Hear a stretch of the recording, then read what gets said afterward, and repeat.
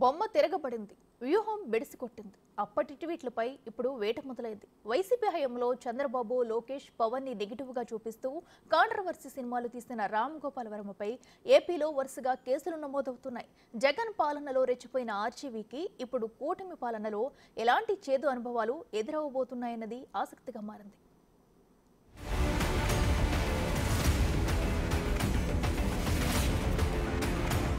పొగరు ఆయన ఒంట్లో ఉంటది, కాంట్రవర్సీ ఆయన సినిమాల్లో ఉంటది.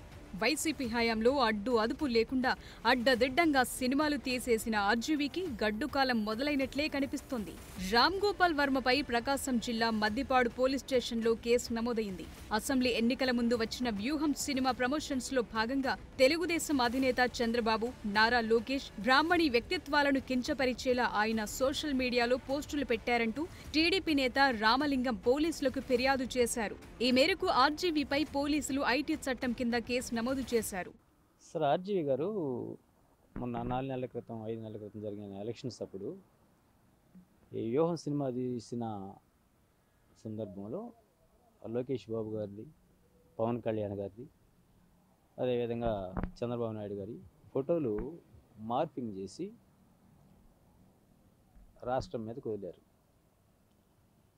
అప్పుడు మా మనోభావాలు దెబ్బతిని, రెండోది ఏంటంటే మా ఎలక్షన్కి పోయే టైం కాబట్టి ఆ టైంలో కేసు పెట్టడం కరెక్ట్ కాదన్న ఉద్దేశంతో ఆ టైంలో ఆగాం. లేకపోతే ఆ టైంలోనే కేసు పెట్టి ఉండేవాళ్ళం. జనాల్లోకి వెళ్ళేసరికి, రాష్ట్ర ప్రజలు అందరూ చూసేసరికి చులకన భావం ఏర్పడింది.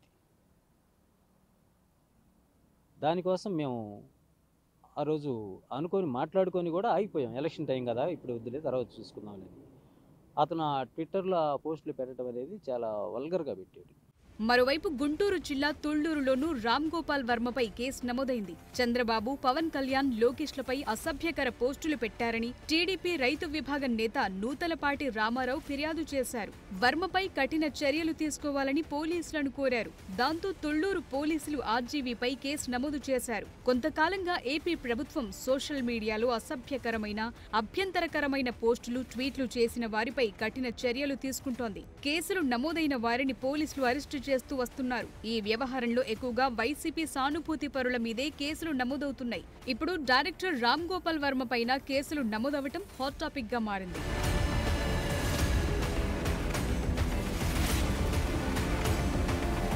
వైసీపీ అధికారంలో ఉండగా రామ్ గోపాల్ వర్మ చంద్రబాబు, లోకేష్, పవన్ కళ్యాణ్ పాత్రలతో తనకిష్టమొచ్చినట్టుగా సినిమాలు తీస్తూ వెళ్లారు. ప్రేక్షకులకు నచ్చుతుందా లేదా అనే లెక్కలేవి లేకుండా వాళ్లను కించపరుస్తూ వైఎస్ జగన్ ను మాత్రమే హీరోగా చూపిస్తూ వ్యూహం లాంటి సినిమాలను తీశారు.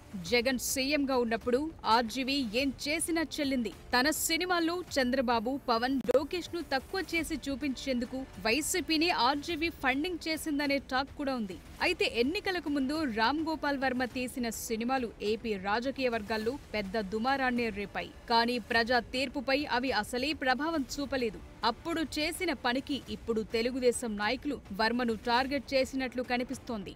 అందుకే అక్కడక్కడా కేసులు పెట్టారు. దీనిపై వర్మ రియాక్షన్ ఎలా ఉండబోతోందన్నది ఆసక్తిగా మారింది.